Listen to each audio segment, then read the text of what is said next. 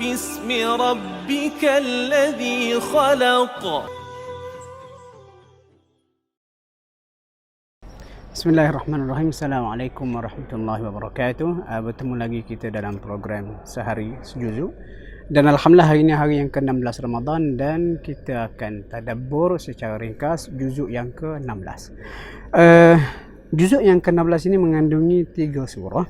Itu bahagian hujung surah Al-Kahfi, kemudian surah Maryam dan juga surah Taha. Akhir surah Al-Kahfi, surah Maryam dan juga surah Taha. Pada bahagian akhir surah Al-Kahfi ini ada 2 cerita yang sangat menarik untuk kita bincang. Satunya kisah hujung kisah pengembaraan Nabi Musa AS dengan lelaki saleh yang dikatakan namanya Khidir. Dan saya tak nak sentuh secara terperinci, saya mau sentuh sekadar ayat yang ke-82 mengenai kelebihan ibu bapa yang saleh. Setelah di akhir pengembaraannya, Nabi Khidir telah memberi penjelasan kepada Nabi Musa rahsia kenapa tanpa disuruh beliau telah menolak dinding di sebuah negeri yang hampir runtuh. Lalu dikatakan wa ammal jidar, dinding yang nak runtuh itu adalah menjadi milik 2 orang anak yatim di negeri ini, dan di bawahnya ada tersimpan harta terpendam yang menjadi hak mereka berdua. Dan dalam ayat ini Allah Ta'ala tambah satu frasa. Allah kata wa kana abuhuma salihat, dan adalah ibu bapa kepada kedua anak yatim itu dahulu semasa hidupnya adalah seorang yang saleh. Jadi berdasarkan ayat ini ulama bincang antara rahsia kenapa Allah menghantar Khidir dan juga Musa untuk menyelamatkan harta itu dengan tindakan menegakkan dinding yang nak runtuh adalah kerana berkat salehnya si ayah. Jadi pengajaran pada kita perlu jadi seorang insan yang saleh. Kenapa saleh kita insya-Allah akan memberi manfaat kepada anak cucu kita kelak. Kemudian selepas itu kita akan jumpa juga dalam surah Al-Kahfi ini mula daripada ayat yang ke-83 sampailah ayat yang ke-98 kisah pengembaraan Dzulqarnain. Dan antara yang paling menarik adalah bagaimana Dzulqarnain akhirnya sampai di kawasan 2 pergunungan. Dan penduduk di tempat itu meminta bantuan kepada Dzulqarnain supaya membina benteng untuk menghalang kemarahan Ya'juj dan juga Ma'juj. Ya'juj dan Ma'juj ulama bincang siapakah mereka. Tapi pandangan yang paling popular disebut oleh para ulama tafsir moden adalah 2 bangsa pemusnah yang dikatakan Mongol dan juga Tatar.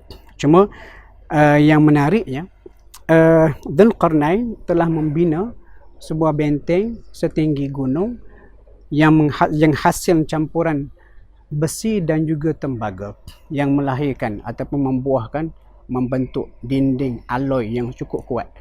Itu secara fizikal, tetapi ada para ulama mengatakan ini adalah satu kiasan kepada umat Islam perlu mempunyai kekuatan iman seteguh alloy besi bercampur dengan tembaga untuk menghadapi ancaman-ancaman izm yang mungkin boleh menyesatkan mereka.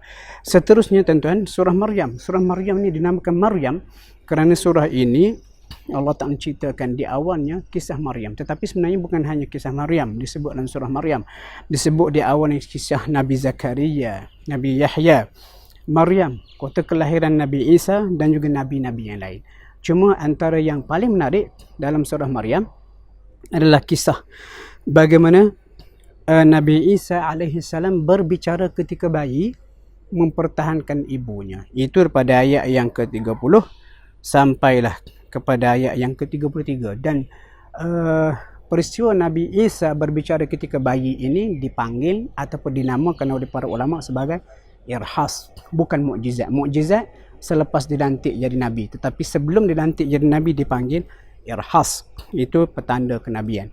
Juga dalam surah ini satu ayat yang cukup relevan untuk kita bincang dengan dunia moden sekarang adalah ayat yang ke-59. Allah Ta'ala kata فَخَلَفَ مِنْ بَعْدِهِمْ, dan diganti selepas generasi mereka. Itu para nabi yang disebut ayat-ayat sebelum. Khalfun, satu generasi. أَضَاعُوا الصَّلَاةَ وَاتَّبَعُوا الشَّهَوَاتِ, yang meninggalkan solat, akibatnya mereka mengikut hawa nafsu. Dan berdasarkan ayat ini penting untuk kita tekankan solat adalah rukun yang sangat penting. Kenapa?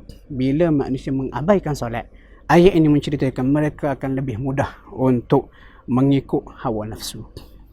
Dan yang terakhir dalam surah Maryam, kalau saya nak kongsi, ayat yang ke-96. Allah Ta'ala cerita mengenai kelebihan orang beriman dan orang amal saleh. Orang beriman ataupun orang saleh.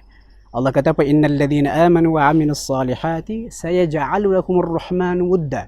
Sesungguhnya orang beriman dan beramal saleh, kami akan dijadikan untuknya wudda, kasih sayang. Orang yang saleh akan dicintai oleh Allah, oleh malaikat di langit. Lalu cinta mereka itu turun ke bumi, lalu menyebabkan orang saleh dicintai oleh makhluk di bumi. Dan surah yang terakhir, surah Taha. Kenapa dinamakan Taha? Kerana surah ini dimulakan dengan 2 huruf, iaitu Taha. Dan ulama mengatakan itu antara satu gelaran kepada Rasulullah sallallahu alaihi wasallam. Dan surah Taha ini, kalau kita nak bincang, dia surah yang sangat lengkap menceritakan mengenai kisah Nabi Musa alaihi salam, bermula daripada ayat yang ke-9 sampailah ayat yang ke-98. Cerita lengkap baginda dilantik menjadi rasul, baginda pergi berdakwah kepada Firaun, dan bagaimana Allah Ta'ala dalam surah ini disebut baginda diarahkan berdakwah kepada Firaun dengan lembah lembut, bukan dengan kasar. Itu kita boleh perhatikan pada ayat yang ke-44. Allah kata faqula lahu qawlan layyina. Maka Musa dan juga Harun, kamu berdua katakan, sampaikan mesej kepada Firaun dengan kata-kata yang lembut. Mudah-mudahan dia akan mengambil pelajaran ataupun gentarkan Tuhan. Jadi pengajaran kepada kita, dakwah dengan lembut, jangan dengan sentak. Kenapa dakwah sentak? Sedap pada mulut kita tetapi tidak memberi kesan kepada orang yang berdakwah. Sasaran dakwah. Sama juga dalam surah ini, antara perkara yang tak disebut dalam surah lain adalah watak seorang penderhaka Bani Israel yang telah bertanggungjawab menyesatkan Bani Israel sepeninggalannya Nabi Musa ketika Nabi Musa dijemput naik ke Gunung Tur Sinai selama 40 hari.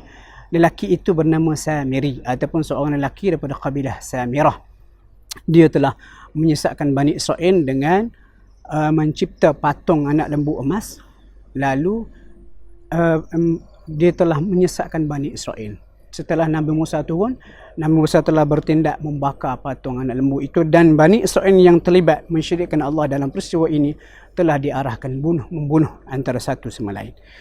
Dan tuan-tuan sekalian, akhirnya pada bahagian akhir surah Taha, kita boleh tengok pada ayat yang ke-133, iaitu berkaitan dengan solat, kepentingan solat. Allah kata wa'mur ahlaka bis-salati wastabir 'alaiha la nas'aluka rizqa nahnu narzuquk. Dan suruhlah ahli keluarga wahai Muhammad untuk menunaikan solat, dan hendaklah sabar menunaikan solat.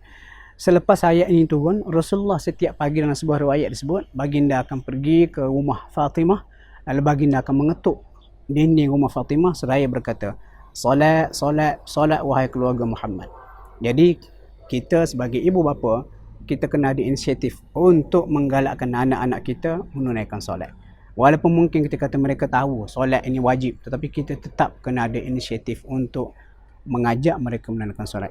Itulah tuan-tuan sekalian, sedikit sebanyak isikan dengan juzuk yang ke-16 yang boleh kita ambil manfaat. Semoga ianya membuka minat kita untuk terus mendalami Al-Quran. Sekian, Assalamualaikum warahmatullahi wabarakatuh.